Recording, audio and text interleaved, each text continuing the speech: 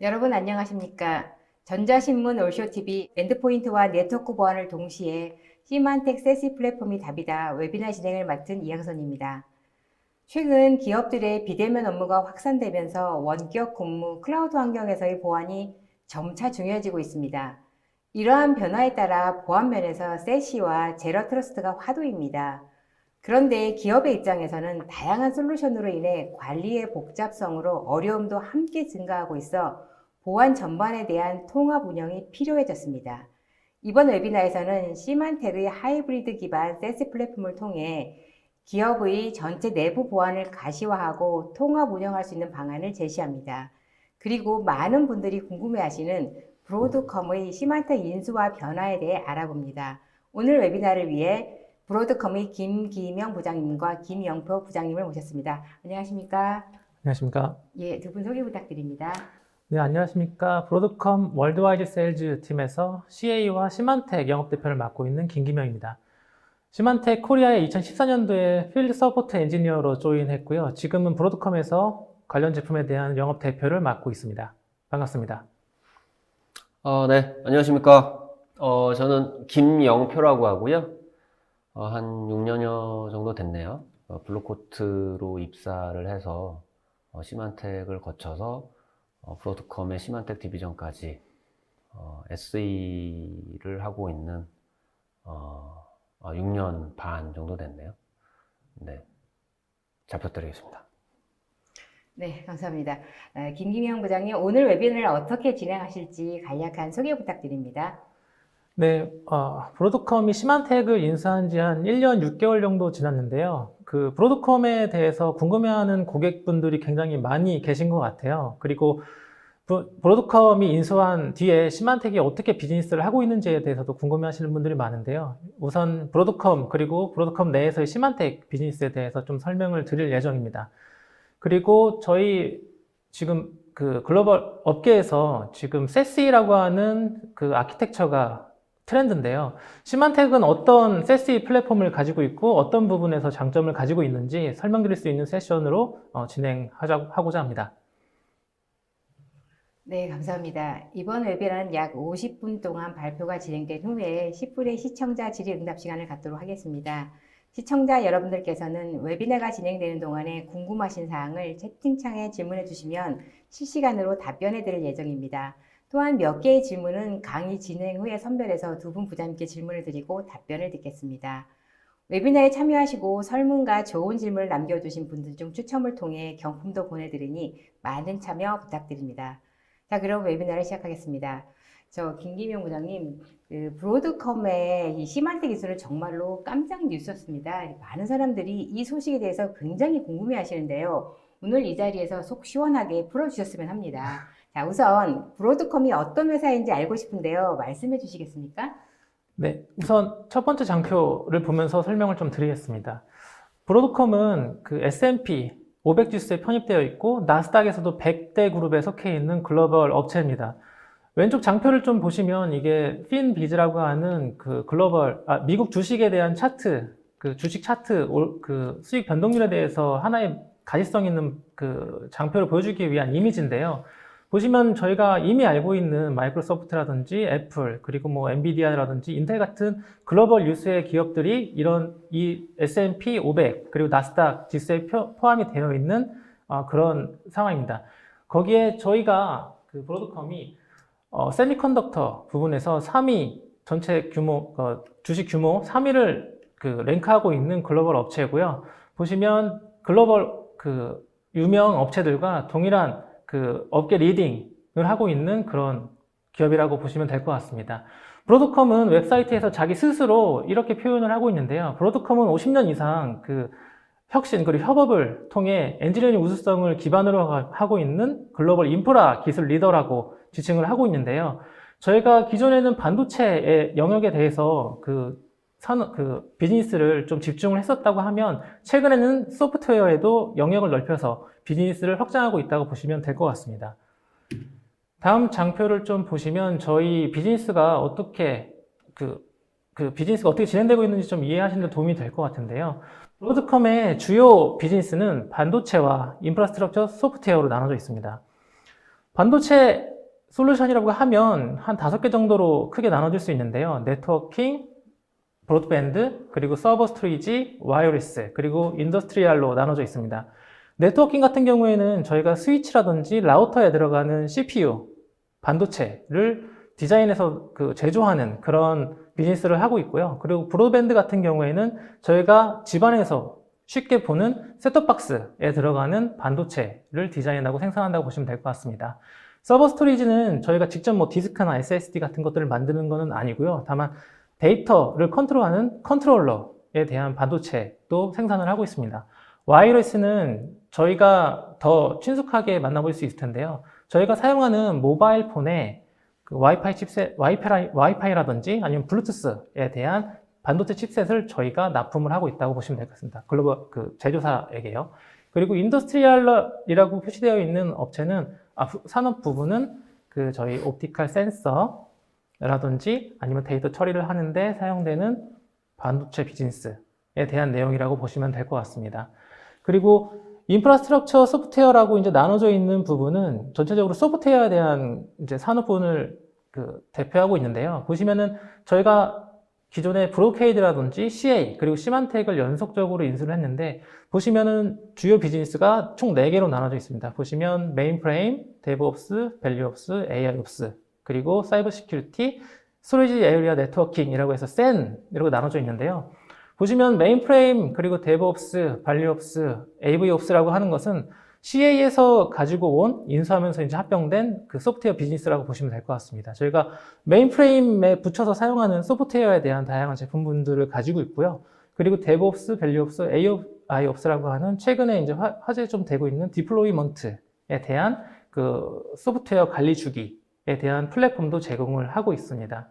그리고 사이버 시큐리티라고 하는 부분이 저희가 익히 이제 비즈니스 했던 시만텍에 대한 비즈니스고요. 그리고 스토리지 에리어 네트워킹이라고 하는 것은 브로케이드에서 온 센 스위치 비즈니스라고 보시면 될 것 같습니다. 그래서 전체 매출 중에 4분의 3 정도가 반도체 솔루션에서 나오고 있고요. 4분의 1 정도가 인프라스트럭처 소프트웨어에서 나오고 있고 점점 더 그 규모를 확대하고 있다고 보시면 될 것 같습니다. 그래서 2020년도 회계 리포트를 좀 보시면요. 2020년도에 브로드컴이 전체 매출 규모가 26.5조 원입니다.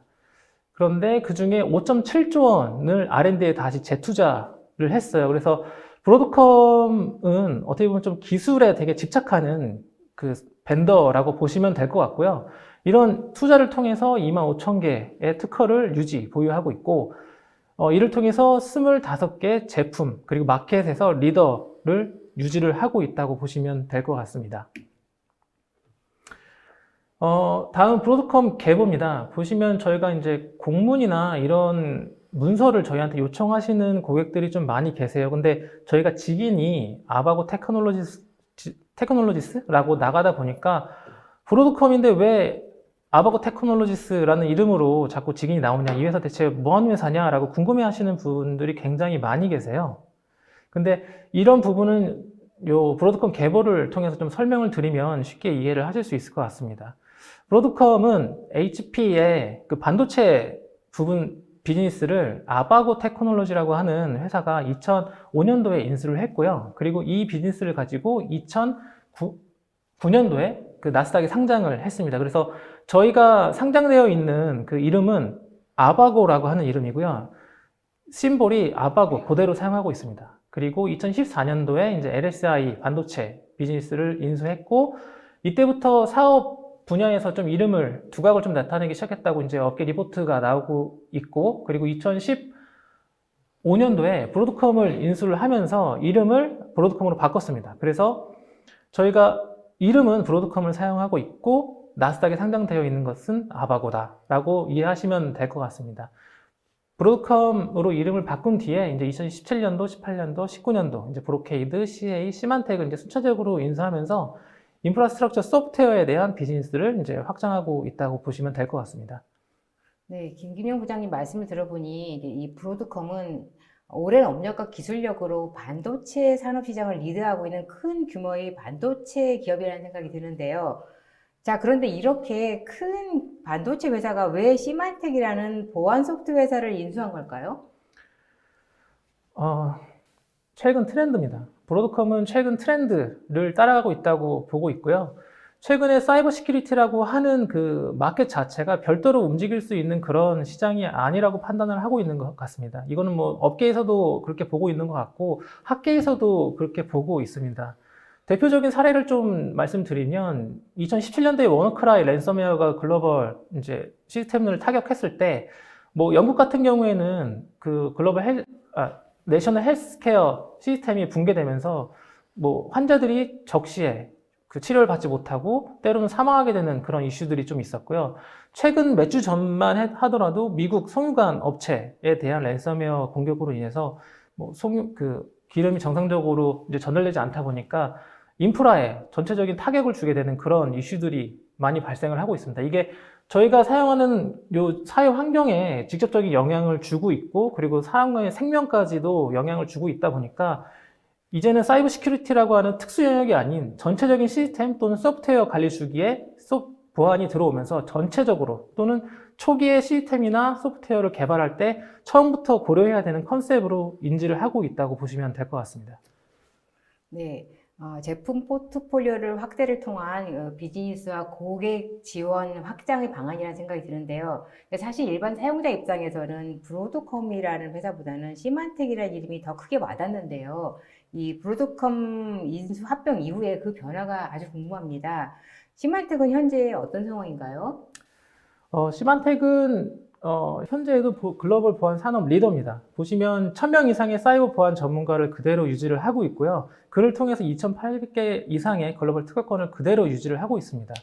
그리고 시만텍 때부터 저희가 계속 장점이라고 말씀드렸던 그 글로벌 인텔리전스 네트워크, 민간인 글로벌 정보 네트워크를 그대로 유지를 하고 있다고 보시면 될 것 같아요. 그래서 저희가 가지고 있는 이 진이라고 하는 특수 장점에 대해서 말씀을 드리자면 현재에도 1억 7천만 이상 대 엔드포인트에서 올라오는 데이터, 그리고 1억 6천만 이상의 이메일 사용자로부터 오고 있는 데이터, 그리고 8천만 이상의 웹 시큐리티 프로덕트를 사용하고 있는 그 사용자로부터 올라오는 데이터들을 가지고 광활한 데이터 분석을 진행을 하고 있고요. 그리고 이를 통해서 최근 이제 발생하고 있는 위험 요소들에 대해서도 적절하게 기능을 개발하고 시그니처를 배포하는 데 주력을 하고 있다고 보시면 될 것 같습니다. 이런 결과적으로는 포춘 500대 기업 중에 80%가 그대로 시만텍 제품을 선택을 하고 계시고요. 글로벌적으로는 15,000대 이상의 기업이 그대로 시만텍 제품을 사용하고 있다고 보시면 될 것 같습니다. 네, 브로드컴의 시만텍 인수에 대한 궁금증이 드디어 해결됐습니다. 자, 사용자 입장에서는 더 발전하는 제품과 기술을 기대할 수 있을 것 같습니다. 자, 이제는 요즘 기업들에게 가장 관심이 높은 보안 제품에 대해서 알아보겠습니다. 김영표 부장님, 네. 우선 최근 기업 보안 이슈와 또 그리고 시만텍 보안 제품과 또 시장에서 평가에 대해서 좀 알고 싶은데요. 소개해 주시겠습니까? 예. 좀 지금 시점의 보안에 대해서 한번 얘기를 해볼까요? 그래서 지금 시점을 디지털 트랜스포메이션이라고 하죠. 어쨌든 너무나 많은 환경이 변하고 있고, 저 또한 개인적으로도 이 변화, 이 코로나19로 인해서 촉발된 이 변화가 정말 이 변화의 폭을 아주 짧은 시간 안에 크게 바꿀 거라고 예상을 하고 있는데요. 그 지표나 어떤 상황에 대해서 제가 어떤 수치로 설명을 드리는 거는 워낙 많은 웨비나나 세미나를 통해서 알려져 있는 바들이 있어서 그런 내용은 차지하고, 실질적으로 우리가 어떤 그 보안 솔루션들을 실제 각 기관에서 어떻게 시만텍을 판단하고 있는지, 그다음에 실제 그 현재 시점 클라우드 보안을 포함해서 시만텍이 추구하는 하이브리드 보안에 대해서 우리가 어떻게 세시라고 하는 플랫폼 관점에서 어떻게 풀어가고 있고, 세시라고 하는 건 뭔지, 이런 부분을 좀 설명하는 시간을 가지고자 합니다. 네. 2021년 라디카티 마켓 쿼드런트 자료입니다. 제가 이 자료를 가장 먼저 말씀드리는 이유는 제가 생각하는 시만텍 솔루션을 이 기관의 레포트가 가장 잘 설명을 해준 것 같아요.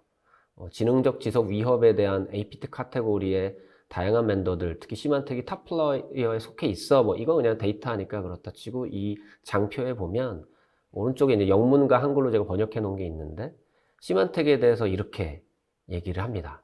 시만텍은 온프라미스와 클라우드, 즉 하이브리드 공간 전체에 걸쳐서 엔드포인트부터 정보 보안, 뭐 DLP 같은, 캐스비 같은 정보 보안, 그 다음에 웹 보안, 이메일 보안을 동시에 제공할 수 있는 벤더다. 그러니까 보안에 대한 스펙트럼이 굉장히 넓고 넓은 스펙트럼에 대한 원 매니지먼트에 대한 어떤 요소들, 그 다음에 온프라미스 솔루션들이 클라우드로 확장되면서 어떤 복합적으로 일어난 일들에 대한 것들을 굉장히 깊게 보고 있다라고 하는 면에서 오늘 제가 말씀드리고자 하는 내용이 여기에 가장 잘 설명이 되어 있는 것 같아서 좀 자세하게 설명을 드렸고요. 다른 기관들이 현재도 시만텍을 어떻게 평가하고 있는지 쭉 빠른 시간을 가지고 한번 리뷰를 한번 해보도록 하겠습니다. 네. 뭐, 지금 이제 엔드포인트 쪽 그 마켓 쿼드런트인데요. 뭐, 여전히 시만텍은 엔드포인트 강자죠. 여기에 이제 센티널1이나 카스퍼스키, 빗디펜더, 시스코, 이 셋이 있지만, 시만텍이 여전히, 굉장히 잘하고 있습니다. 네. EDR 가트너 피어 인사이트도 한번 볼까요? 뭐, 잘 아시겠지만, 가트너 피어 인사이트들은 실제 고객이 각 벤더사들의 제품에 대한 평가를 해주는 그런 과정이죠. 아마 해보신 분도 있을 것 같아요. 거기에 보면 이제 EDR 솔루션에 대해서 시만텍이 여전히 고객의 좋은 평가를 가지고 있다라는 내용이 되겠습니다. 네. 네. 김영표 부장님 말씀대로 이 시만텍 보안 제품들은 그동안 엔드포인트 보안 분야를 리드를 해왔는데요. 네. 실제 뭐 이렇게 조사 기간도 있지만 실제 시장 현황에서는 어떤지 궁금한데요. 네. 실제 뭐 제가 뭐 SE라 좀 기술적인 어떤 차이점을 설명드리면 좋겠지만 이 자리에서 뭐 기술적인 디테일을 들어가는 것보다는 마켓 리더가 어느 정도의 점유율을 가지고 있는지가 뭐 가장 설명하기 좋고 실질적인 데이터인 것 같습니다. 그래서 데이터를 가져와 봤고요. 여기 보시면 뭐 트렌드 마이크로, 메가피, 시만텍 다 잘하는 벤더입니다. 하지만 여전히 시만텍이 글로벌하게는 엔드포인트 마켓에서 가장 높은 점유율을 가지고 있습니다. 네. 네, 잘 들었습니다. 그러니까 이번에는 엔드포인트 보안과 함께 기업들이 또 굉장히 주목하고 있는 분야가 네트워크 보안 분야인데요. 이 네트워크 보안 관련해서 시만텍은 어떻게 하고 있는지 알고 싶은데요. 말씀해 네. 주시겠습니까? 네트워크 보안 쪽도 좀 알아볼까요? 보시면 이제 그 웹 보안, 웹 시큐리티라고 하는 섹터죠. 거기에는 이제 뭐 프락시부터 뭐 다양한 URL 필터링, 다양한 웹 보안을 통합해 놨는데 시만텍과 시스코와 메가피가 탑 플레이어로 되어 있습니다. 어쨌든 시만텍이 블루코트라고 하는 벤더를 인수하면서 웹 보안에도 어쨌든 지금도 강한 면모를 보이고 있죠. 네. 2020년도 쿠핑거 콜 레포트도 좀 살펴보겠습니다. 제가 개인적으로 이 자료를 준비하면서 가장 좀 집중하고 관심 있게 읽었던 레포트였던 것 같아요. 그러니까 시만텍의 내용도 있지만 되게 잘 알려져 있지 않거든. 저는 쿠핑거 콜에 대해서 그렇게 뭐 잘 알고 있지는 않은데 이번 레포트를 통해서 좀 많이 바뀌었어요. 제가 PDF 올려드릴 테니까 관심 있으신 분들은 보시면 좋을 것 같고요. 네트워크 탐지 및 대응에 대한 어떤 리더십 컴파스라고 해서 어떻게 잘 대응하고 있는지에 대한 내용이 있고요. 오른쪽처럼 세 가지 섹터에 대해서 그 네트워크 분야의 보안에 대한 탐지 및 대응에 대한 어떤 리스트가 나와 있는 데이터가 되겠습니다. 네, 부장님께서 말씀하신 중에 SIEM? 네. 맞나요? SIEM, 또 EDR, 또 NDR이 상호 간에 관계가 있는 것처럼 표현이 되어 있는데요. 자, 구체적으로 SIEM과 EDR 혹은 또는 SIEM과 NDR의 축이 고객의 보안 입장에서는 어떤 의미를 가지고 있나요? 네. 제가 좀 더 그 디테일하게 설명을 드렸어야 되는데, 네. 그러니까 우리가 뭐 가트너 같은 데서 포레스트 같은 데서 뭐 제로 트러스트를 얘기하거나, 가트너에서 얘기하는 어떤 뭐 세시 같은 것들도 그들의 이론에 대한 것들을 어떤 이런 백그라운드 데이터라고 해서 검증하는 거잖아요. 근데, 쿠핑거 콜의 네트워크 탐지 및 대응에 중요한 축을 세 가지로 디파인을 해놓은 겁니다. 얘들은 이렇게 주장을 하는 거죠. 거기에 SIM과 네트워크 NDR과 EDR이 굉장히 중요한 축이다. 예를 들어서 기본적으로 네트워크 디텍션을 통해서 네트워크에 일어나는 다양한 공격들을 통제하고 인지하고 차단할 수 있어야 되고, 더더군다나 네트워크뿐만 아니라 엔드포인트에서 일어나는 여러 가지 행위들, AV라든가 EDR을 통해서 탐지하거나 차단할 수 있어야 되는데, 그것만큼 중요한 건 이것들에 발생된 네트워크 로그, 엔드포인트 로그 어떻게 종합 분석해서 실제 우리가 운용할 것인가가 되게 중요한 축인 거죠. 이 세 가지 축이 잘 돌아갔을 때 네트워크 탐지 및 대응이 잘 이루어진다는 내용이고요. 제가 뭐 자세하게 이 부분을 설명드리기보다는 한번 요 PDF 파일을 한번 쭉 읽어보시면 시멘텍뿐만이 아니라 얘는 이제 특정 벤더가 막 잘해 못해 뭐 이런 내용보다는 이 벤더에 좀 되게 디테일한 내용들을 잘 써놨어요. 아, 이 벤더는 이런 쪽에 강점이 많구나, 이런 쪽에 좀 더 신경을 많이 썼구나, 아, 이런 쪽에 뭔가 개발 인력이 이런 것들을 좀 엿볼 수 있게 해주는 데이터들이 있어서 상당히 좀 도움이 많이 되실 것 같습니다. 네, 그래서 그런 축, 되게 좋은 질문에서 그런 축을 설명해줘서 제가 설명한다고 깜빡하고 있었네요. 감사합니다. 네, 계속 볼까요? 자, 그 컨텐츠 필터도 뭐 시스코나 뭐 풀포인트 같은 벤더들이 있지만 시만텍이 여전히 높은 시장 점유율을 보유하고 있다라고는 IDC 자료가 있고요. 그다음에 DLP에서도 2020년 피어 인사이트에서 가트너의 피어 인사이트에서 굉장히 좋은 평가를 받았습니다. 네. 시만텍 포트폴리오에 대해서 조금 말씀을 드려볼까 하는데요. 그래서 아까 그 첫 장표에 말씀드렸지만 이제 다양한 카테고리의 제품들이 있습니다. 네. 그래서 그 엔드포인트 시큐리티 쪽이나 어떤 그 네트워크 시큐리티 쪽이나 어떤 인포메이션 시큐리티 쪽이나 아이덴티티 시큐리티 쪽 네 가지 섹터가 있는데요. 이 제품들을 다 일일이 설명드리진 않겠지만 중요한 건 아마 이 중에서 한두 개쯤 쓰고 계신 고객사분들 굉장히 많을 것 같아요. 뭐 더 많이 쓰시는 분들도 계실 거고요. 좀 굉장히 넓은 커버리지에 되게 글로벌 안에서 손가락 안에 드는 솔루션들을 많이 가지고 있고, 지금은 제가 인상적으로 보고 있는 게 CA를 인수를 하면서 CA에 있는 사이트마인더 같은 어떤 아이덴티티 매니지먼트라든가 VIP 같은 멀티팩터 인증이 막 합쳐졌거든요.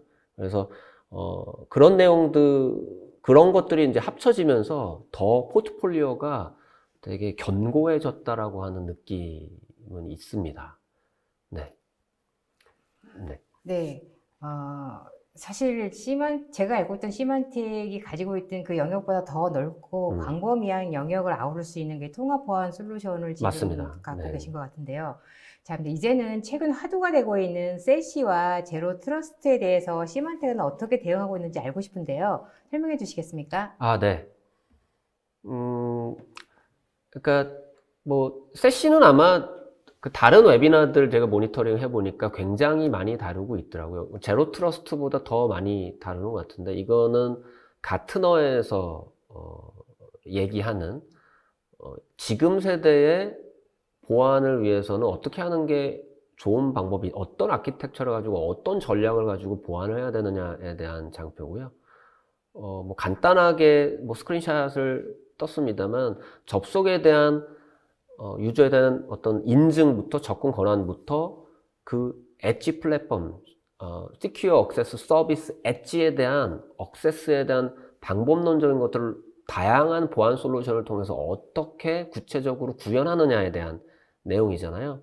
그래서 그 부분을 조금 더 디테일하게 굉장히 여러 가지 분야가 있지만 이 중에서 이제 가트너가 얘기하는 10가지 주요 어떤 세시의 커버리지에 대해서 말씀을 드리면 예를 들어서 이제 프락시 제품 같은 군들, 그 다음에 SS를 복구할 수 있느냐, 그 다음에 DLP, 네, CASB, 클라우드의 애플리케이션, 클라우드로 이용한 애플리케이션 통제, 그 다음 SD-WAN, 여러 가지 그 클라이언트가 접속하는 방법들, 그 다음에 아이덴티티 롤이나 어떤 인증 관련된, 액세스 컨트롤 관련된 부분, 그 다음에 클라우드 방화벽, 그 다음에 심 등의 어떤 종합 분석, 모니터링을 어떻게 이 솔루션들을 다 종합해서 할 거냐.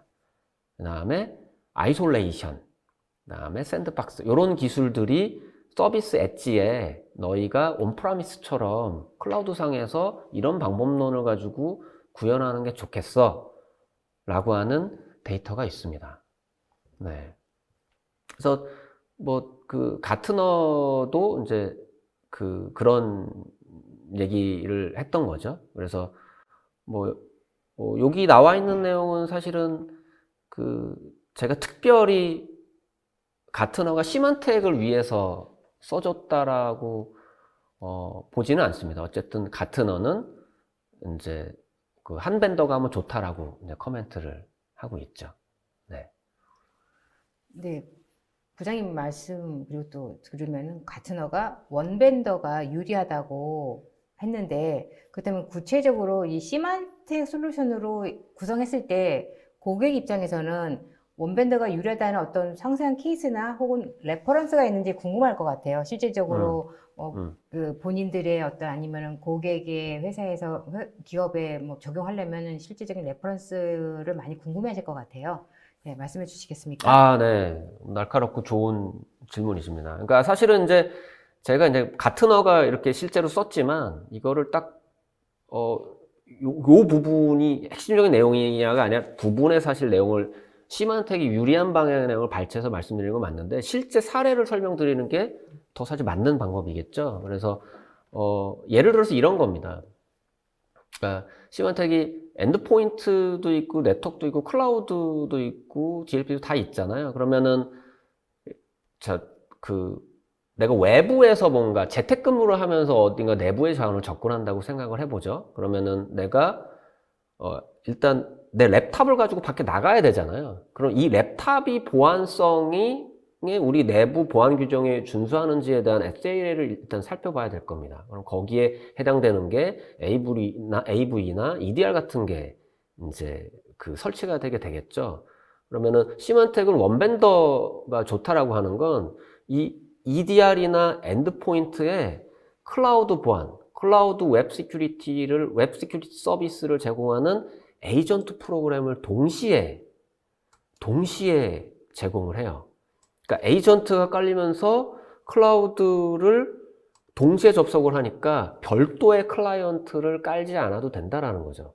그러면서 접속을 하면서 동시에 웹 시큐리티 서비스, 방화벽 서비스, 컨텐츠 서비스, 그 다음에 DLP 서비스까지 클라우드 플랫폼 안에서 동시에 제공해 줄 수 있고 그 로그들을 온프라미스와 클라우드에 있는 것들을 모니터링 할 수 있는 방안을 제공하기 때문에 그런 면에서 가트너가 얘기했던 것과 같은 어떤 원벤더인 게 유리한 면이 있다.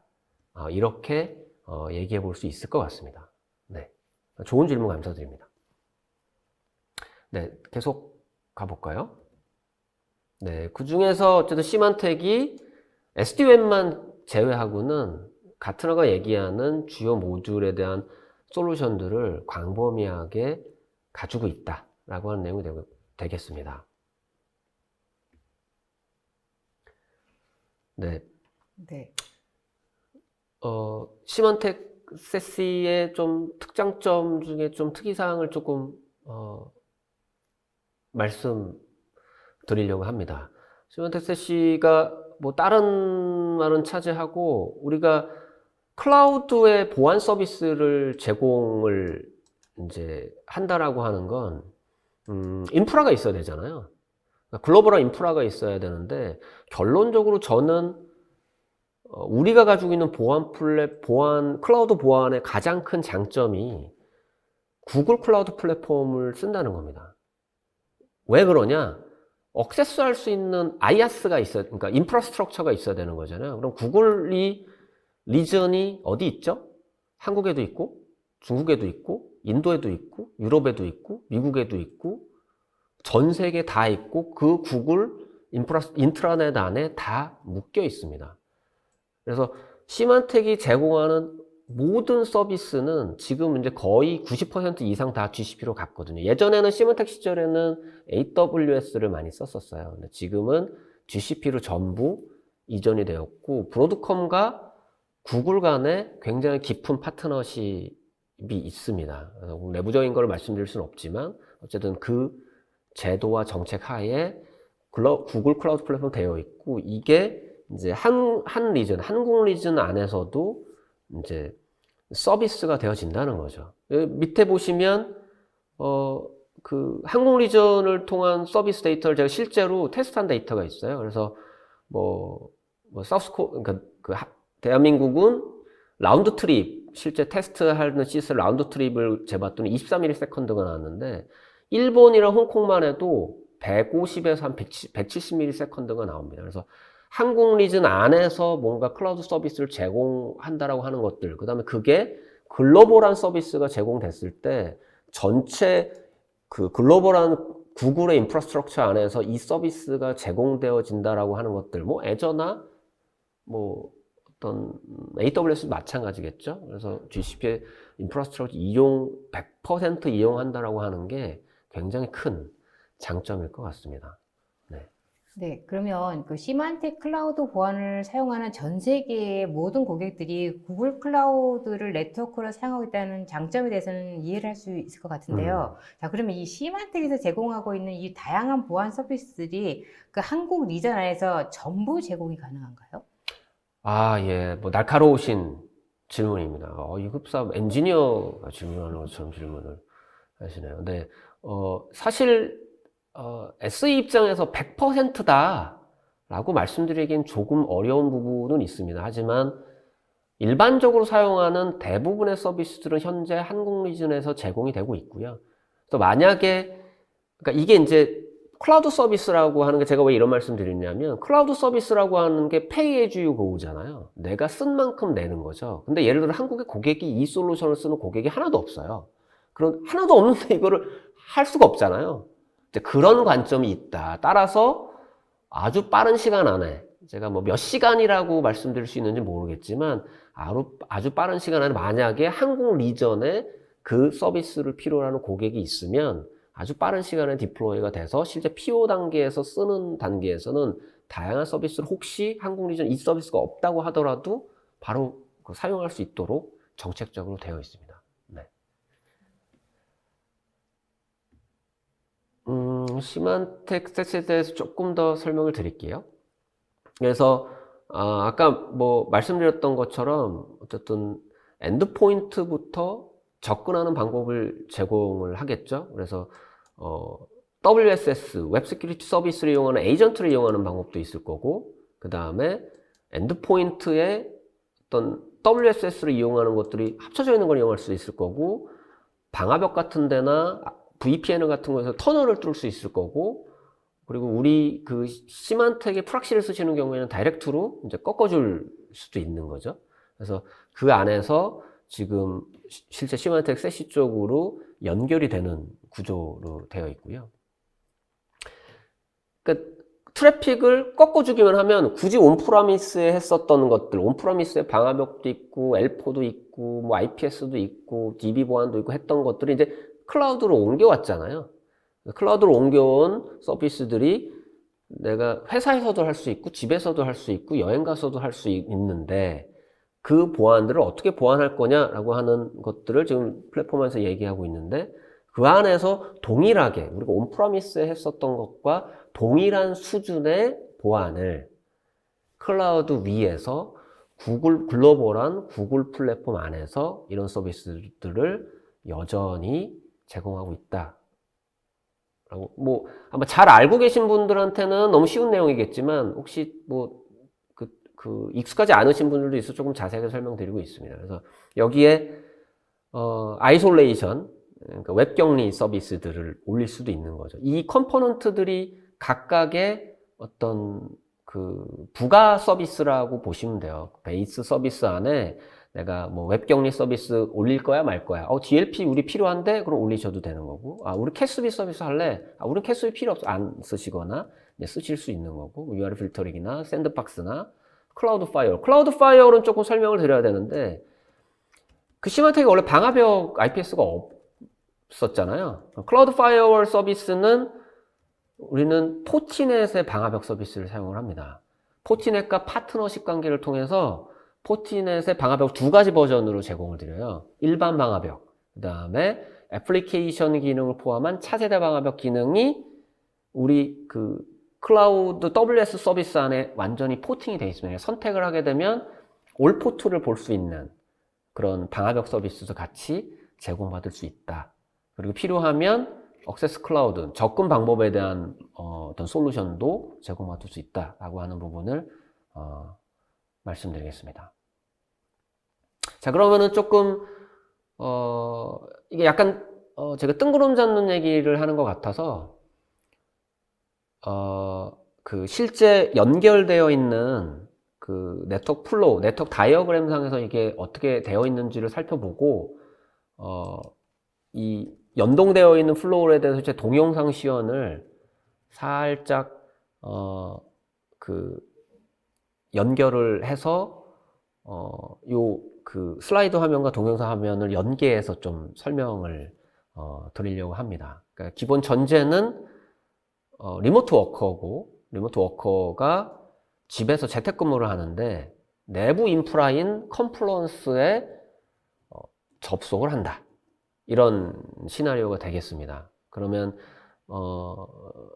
이제 뭐 리저널 오피스 SDN 같은 것도 있겠지만 리모트 워커가 자기 PC를 가지고 어떤 엔드포인트나 EDR이 깔려져 있는 환경이 일단 있을 수 있겠죠. 그러면 여기에 이제 시만텍 EDR 환경이 이제 깔려 있을 수 있는 거고.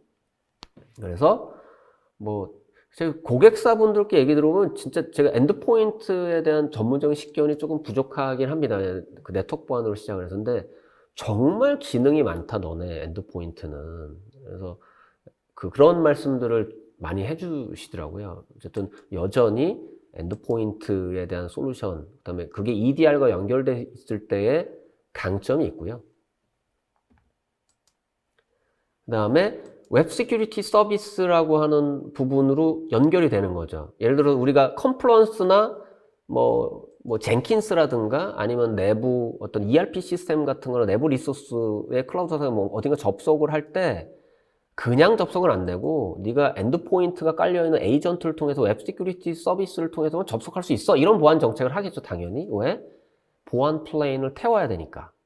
그래서 아까 전 슬라이드에서 설명드렸던 웹 시큐리티 서비스들이 있는 거고요. 웹 시큐리티 서비스를 쓰면 웹 트래픽이 있는데 거기에 파일들이 있을 거잖아요. 단순히 그냥 어떤 익스플로잇이 아니라 내가 문서 보안 측면에서 이 문서가 나갈 수 있는 거야? 나가면 안 되는 거야? 이런 내용이 있을 수 있겠죠? 그런 것들이 시만텍 DLP 모듈이 WS 서비스에 직접 연결되어 있어요. 온프레미스 시만텍 DLP 아시는 고객이나 뭐 분들 많으시죠? 그것이 그 가치가 그대로 클라우드에 가서 WSS의 웹 서비스 따라 콘텐츠, 문서 보안에 대한 콘텐츠의 니즈가 필요하면 이 DLP 서비스와 다이렉트로 연동할 수 있는 기능을 제공을 하는 거고요.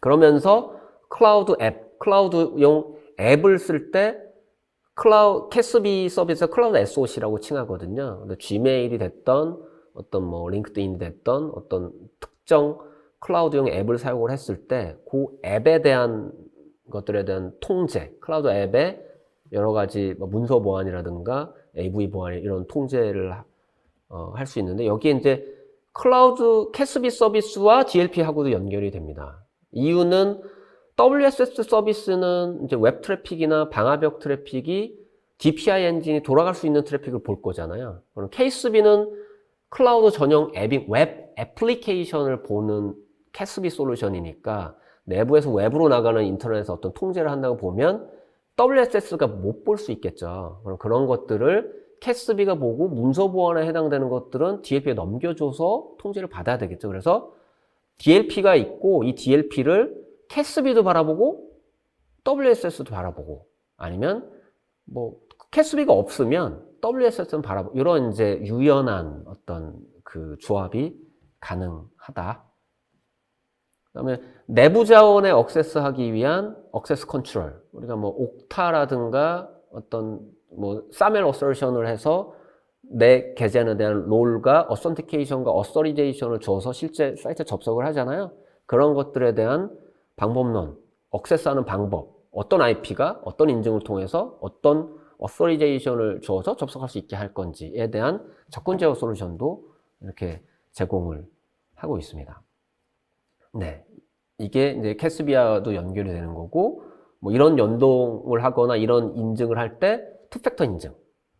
그래서 우리는 시멘텍은 VIP 서비스가 있죠. 그래서 멀티팩터 인증을 통해서 아이덴티피케이션을 보장하는 그런 것들이 있는데, 이거를 한번 실제 컴플루언스에 접근하는 거를 한 1분 반 정도 되거든요. 그 내용을 동영상 클립으로 한번 조금 살펴보도록 하겠습니다. 네. 동영상 클립이고요. 아까 말씀드렸던 화면이 아마 보이실 거예요. 그죠? 그래서 다시 한번 설명을 드리면 내부 사용 SEP 엔드포인트 보안 솔루션이 깔려있는 에이전트 프로그램이 WSS를 커넥션할 수 있는, 터널링할 수 있는 에이전트가 AV와 그 WS 에이전트가 통합되어 있는 에이전트가 클라이언트 워커에 깔려있는 거고, 그 사용자가 원격으로 붙을 때는 무조건 WSS를 통과하도록 하는 거죠. 네. 그런 구조상에서 실제로 컴플루언스를 접근하기 위해서 시큐어 액세스 그 접근 통제 솔루션을 통해서 인증을 받은 다음에 투팩터 인증을 받은 다음에 컨텐츠를 내가 특정 파일들을 보거나 다운로드 받는데, 다운로드 받을 때 DLP 솔루션이 개인정보가 들어있는 파일들은 차단하겠다. 굉장히 간단해 보이시죠? 하지만 실제 이거를 구현하는 관점에서 보면 생각보다 그렇게 간단하진 않습니다. 지금 이런 것들이 필요하다는 건데, 구현되는 거는 정말 간단하죠? 한번 살펴보실까요? 네. 그래서 지금 먼저 보시면 접근하기 위해서 아까 설명드렸던 것처럼 접근 통제 솔루션에 먼저 로그인을 해야 됩니다. 로그인을 해야 되는데 그냥 안 시켜주겠죠? 당연히 투팩터 인증을 걸어서 시먼텍의 VIP 액세스 모바일의 토큰 값에 대한 액세스 인증을 이제 먼저 받게 되겠습니다. 여기 이제 인증됐어 라고 하는 화면이 뜨고 이제 인증이 돼서 지금 그 컴플루언스 쪽으로 넘어갔죠. 이제 여기서 벌써 되게 많은 솔루션을 거친 거예요. 엔드포인트 에이전트가 WSS를 터널링 해줬고, 그 터널링 해준 게 시큐어 액세스 클라우드 상에 액세스 해줄 수 있는 투팩터 인증을 거쳐서 지금 컴플루언스의 로그인 페이지가 뜬 거죠. 네, 그냥 된 건 아니고 거기까지 온 거고, 자, 컴플루언스에 로그인을 합니다. 그래서 했더니 이제 다큐먼트들이 안에 있는 거고요.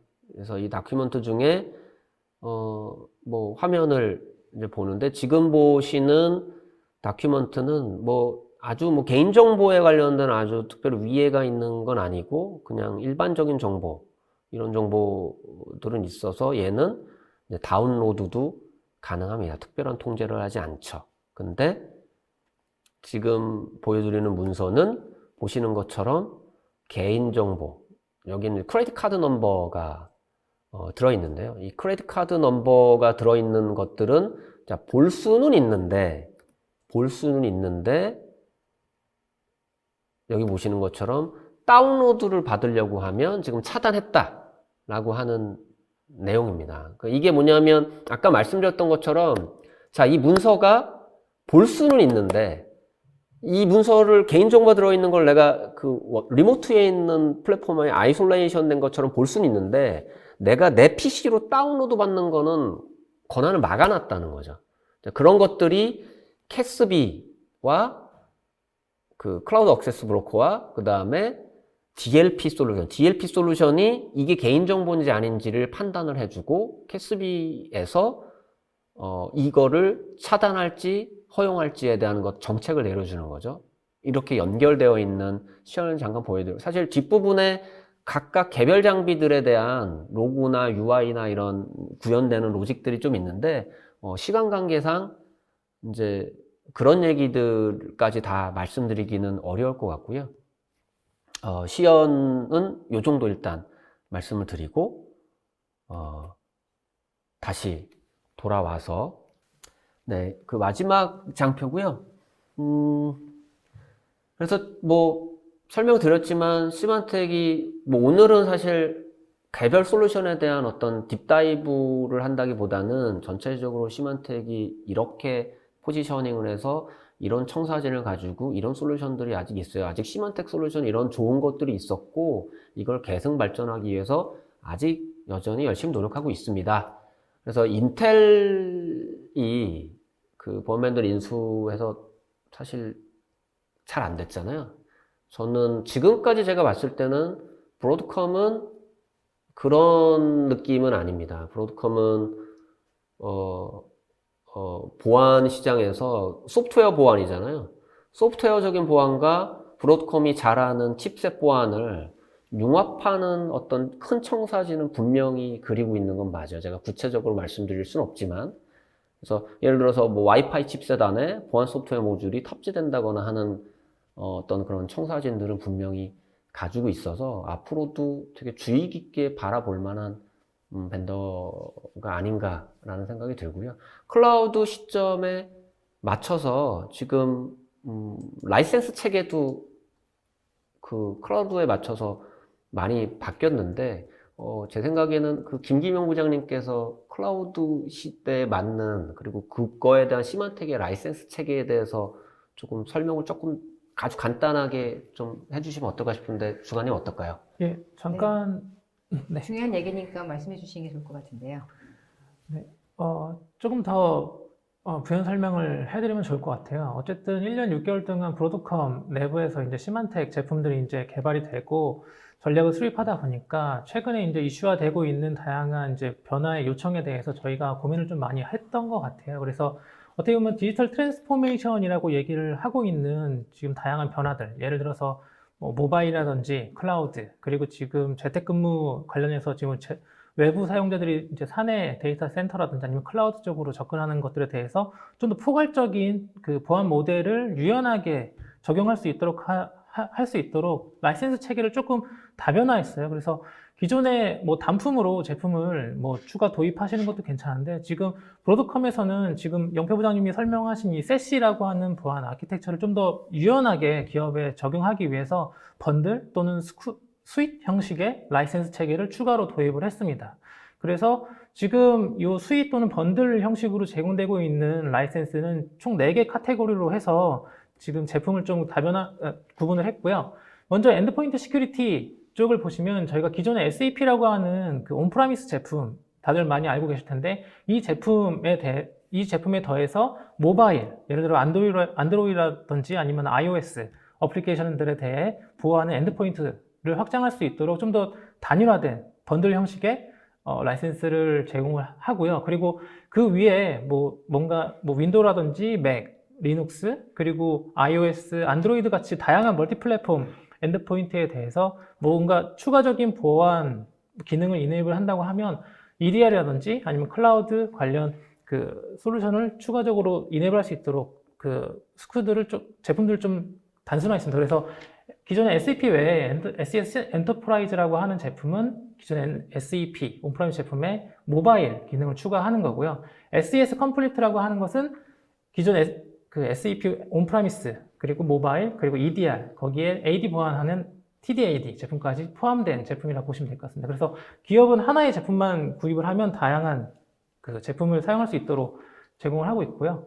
아이덴티티 시큐리티도 기존의 CA가 가지고 있던 보안 사업을 인수해서 기존의 VIP라고 하는 투팩터 인증 비즈니스의 그 CA의 그 사용자 인증 기능을 추가해서 번들 형식으로 스위트 형식으로 제공을 하고 있습니다. 그리고 인포메이션 시큐리티는 DLP라고 대부분 알고 계시는데요.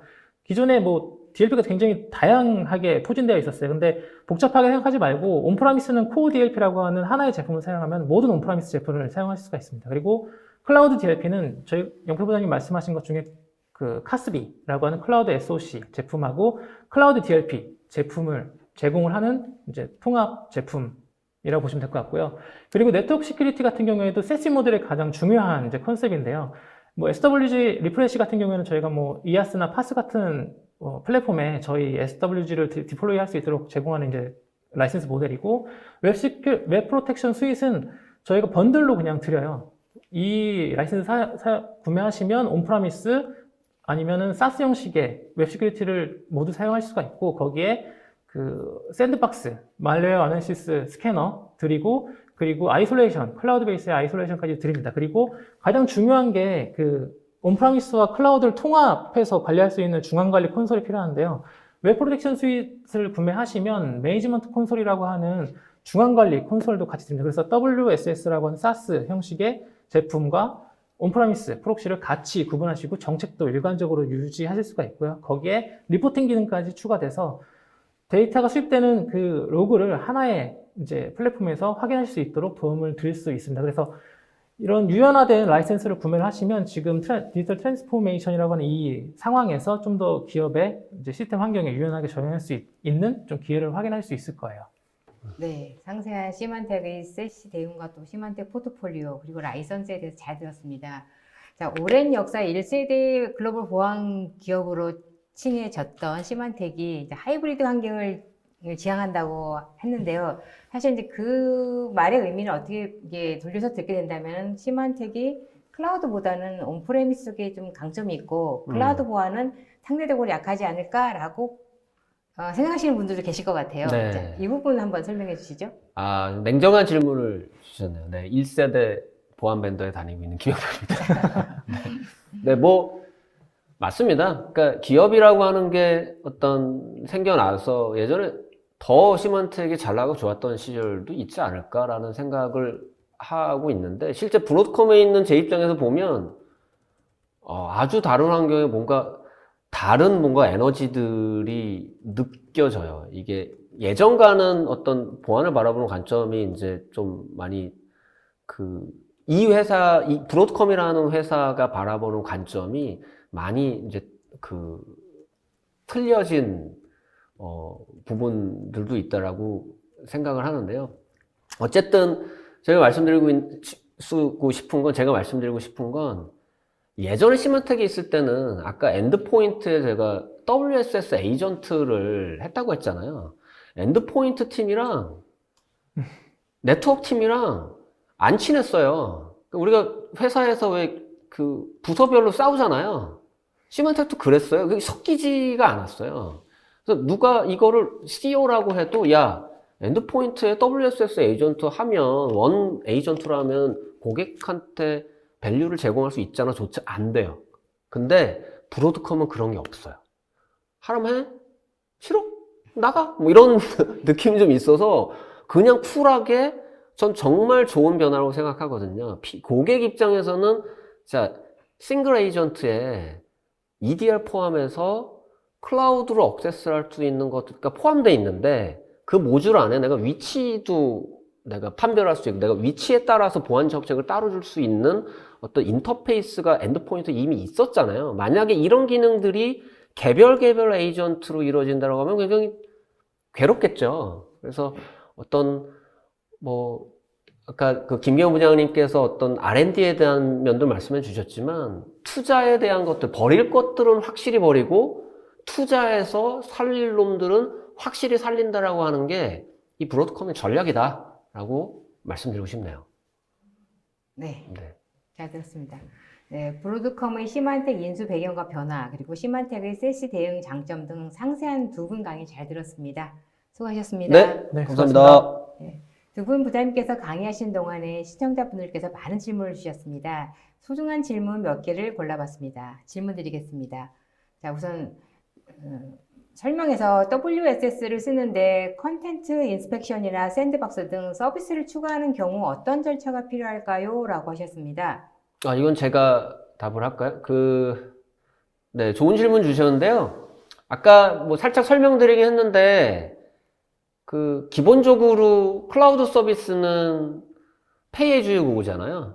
그러니까 기본적으로 들어가는 게 있지만, 내가 원하는 서비스, 내가 원하는 보안을 내가 원하는 유저들에 대해서 골라서 적용하시면 됩니다. 그냥 요청을 주시면 라이센스가 활성화돼서 바로 쓸 수 있는 구조가 되어 있는 거죠. 그래서 그냥 우리가 소위 PO라고 얘기를 하죠. 그래서 이 서비스를 이때부터 쓸 거야 라고 요청을 주시면 바로 라이센스가 활성화되면서 그냥 프락시 서비스만 쓰고 있었는데 방화벽 모듈을 쓰고 싶어 그러면은 수일 안에 바로 활성화해서 그냥 현재 쓰고 있는 환경에서 이네이블 돼서 쓰실 수가 있습니다. 네, 다음 질문 드리겠습니다. 라이센스가 다양하게 있는 듯한데 사용자는 기존처럼 어플라이언스 단위로 구매가 가능한가요? 라고 하셨는데요. 김민문 부장님 말씀 주시죠. 네, 제가 말씀드리겠습니다. 저희가 기존에는 예를 들어 프록시 같은 웹 시큐리티 게이트웨이 제품 같은 경우에는 온프라미스로만 제공을 했었어요. 그런데 지금은 그 온프라미스 형식의 제품을 조금 유연하게 디플로이 할 수 있게 하기 위해서 라이센스 체계를 좀 변경을 했거든요. 그래서 어플라이언스 플러스 소프트웨어를 구매하는 형식으로 변경했고, 예를 들어서 클라우드에 사스 형식의 WSS를 사용하셔도 되지만 정말 프록시 SG라고 하는 온프라미스 제품을 이아스나 파스 쪽에 운영하고 싶다라고 하시면 AWS에 저희가 프록시가 올라가 있어요. 그래서 AWS 마켓플레이스 가셔서 웹 시큐리티 프록시 제품을 디플로이 하시고 소프트웨어 라이센스만 구매해서 라이센스만 거기서 이네이블 하시면 배포가 가능합니다. 그래서 지금 배포하는 위치 자체가 되게 유연해졌고요. 보호하시려는 네트워크의 위치에 따라서 라이센스 체계 또는 라이센스를 구매하시면 될 것 같습니다. 네, 다음 질문 드리겠습니다. 프록시 서비스를 클라우드와 온프라미스에서 동시에 운영 가능하다고 하셨는데 좀 더 구체적으로 설명해 주세요 라고 하셨습니다. 네, 좀 구체적으로 주시면 좋을 것 같아요. 사실은 이제 아까 제가 설명드렸던 어떤, 내용도 포함되어 있는데요. 그러니까, 이런 거죠. 아마 조금 저희 솔루션을 알고 계신 분인 것 같은데, 자, 기존에 우리가 온프라미스에서 프락시 SG 장비를, 죄송합니다. 박스 단위로 쓰고 있었어요. 근데 클라우드로 일부 서비스가 이전이 된 거죠. 그래서 우리가, GCP 쪽에 어떤 버추얼 머신을 올리고, 거기 하이퍼바이저 안에, 실제 프락시를 올려서 썼어요. 아니면 클라이언트가 또 원격 사용자는 WSS 서비스를 이용을 해서 프락시를 썼어요. 그럼 세 가지 형태의 각각 다른 물리적인 프락시를 쓰시는 거잖아요. 그러면 WSS가 쓰고 GCP 클라우드가 쓰고 온프라미스가 쓰고 그럼 그걸 어떻게 우리가 운영을 할까? 각각 운영하면 짜증나겠죠. 운영자들은 막 집어던지고 싶겠죠. 근데 그렇게 하는 게 아니고 저희 매니지먼트 센터라고 하는 게 있어요. 매니지먼트 센터가 당연히 온프라미스 프락시 장비와 그 다음에 클라우드의 버추얼 머신 형태로 있는 GCP의 프락시와 WSS의 프락시를 동시에 매니징 해줄 수가 있습니다. 이 서비스도 이제 버추얼 머신도 있고 이제 어플라이언스도 있는데 그 인터페이스를 통해서 이제 동시에 세 가지의 각각 물리적으로 다른 형태의 프락시를 쓸 수가 있는 거죠. 그런 관점에서 원벤더가 굉장히 유리한 면을 좀 부각할 수 있는 것 같습니다. 네, 마지막 질문 드리겠습니다. 자, 시만텍 엔드포인트와 EDR의 경계가 모호한데 구체적으로 기능적인 라이센스적인 차이가 있나요? 라고 하셨는데요. 예. 제가 답변 드릴게요. 일단 EDR이라고 하는데 시만텍에서는 두 가지 타입으로 선택을 하실 수 있어요. 만약에 네트워크적으로 외부로 데이터가 나가서 클라우드에 자신들의 데이터가 유치하는 게 싫다라고 하시면은 온프라미스 형식 타입의 EDR을 구매를 하시면 됩니다. 이거는 SES 컴플리트라고 하는 통합 제품에 들어가 있는 모듈이기 때문에 그 라이센스를 구매를 하시면 되고요.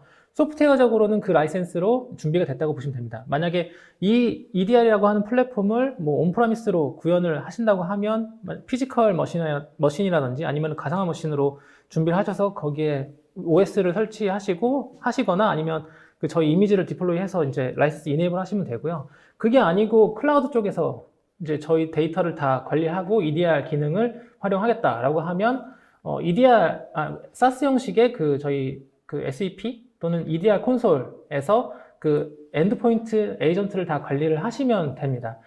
저희가 이제 EDR 온프라미스로 가시든 아니면 클라우드 베이스 매니저 쪽으로 가시든 둘 다 인텔리전스 정보가 투입이 되기 때문에 저희가 기존에는 로그나 이런 것들을 모두 다 보셨어야 돼요. 그래야 어떤 위험 요소들이 있는지 이제 서트팀이라든지 이런 데서 이제 위험 요소들을 발굴해내서 이제 제거하는 작업들이 필요했었는데 어쨌든 저희는 진이라고 하는 글로벌 인텔리전스 네트워크가 있기 때문에 거기에서 이제 상관 분석을 통해서 정말 위험한 위험 요소들에 대해서 우선순위를 나열을 해줄 거고요. 그럼 가장 중요하다고 하는 위험 요소부터 하나씩 제거해 나가시면 되는 그런 컨셉으로 사용하시면 될 것 같습니다. 네. 네, 세미나 동안 쏟아지는 질문에 실시간으로 답변해 주신 분들과 그리고 또 두 분 부장님께 감사드립니다. 방송 후에는 설문에 참여해 주신 분과 좋은 질문을 남겨주신 분들 추첨하여 경품을 보내드리겠습니다. 두 분 부장님, 끝으로 오늘 웨비나 소감 부탁드립니다. 네. 굉장히 오래간만에 이렇게 전자심에서 웨비나를 진행하게 됐는데요. 좀 횡설수설한 것 같기도 하고, 컨텐츠를 조금 더, 좋은 컨텐츠를 준비해야 될 거라고 생각이 들었습니다. 근데, 저희가 이렇게 급하게나마 이런 준비를 한 게, 시만텍에 남아있는 SE로서 좀, 고객사분들이 좀 좋지 않은 감정을 가지고 있는 고객사분도 있는 거 알고 있습니다. 그래서 저는 그냥 이런 설명드렸던 것처럼 어떤 편견을 버리고 다른 멘더들처럼 동일한 선상에서 기회를 주시면 여전히 좋은 가치를 제공해주고 있는 벤더니까 한번 믿고 연락을 주시면 좋을 것 같습니다. 네, 저는 브로드컴에 이제 시만텍이 오고 나서 가장 문제가 됐던 부분은 비즈니스 가시성이었던 것 같아요. 브로드컴 내부에서 시만텍이 어떻게 비즈니스를 운영하고 있고 앞으로 어떤 정책으로 갈 건지에 대해서 좀 명확하게 말씀드리지 못해서 저희 파트너분들이라든지 아니면 고객분들이 굉장히 혼란스러우셨던 기간들이 있었는데요. 저는 어쨌든 이번 웨비나를 통해서 저희 브로드컴의 이제 시만텍 비즈니스에 대한 이제 전략이나 이런 것들을 좀 말씀드릴 수 있어서 가장 좋은 세션이었던 것 같고요. 기존에 시장에 있는 오해나 이런 것들을 좀 불식시키고 시마텍 여기 있다라는 메시지가 좀 전달이 됐으면 좋겠습니다. 네, 감사합니다. 네, 감사합니다. 이상으로 전자신문 OCT가 마련한 엔드포인트와 네트워크 보안을 동시에 시만텍 세시 플랫폼이 답이다 웨비나를 마치겠습니다. 오늘 웨비나 방송 영상은 일주일 후에 올쇼TV에 업로드되오니 참고하시기 바랍니다. 올쇼TV는 또 다른 웨비나 방송으로 시청자 여러분들을 찾아뵙겠습니다. 시청해주신 여러분 고맙습니다.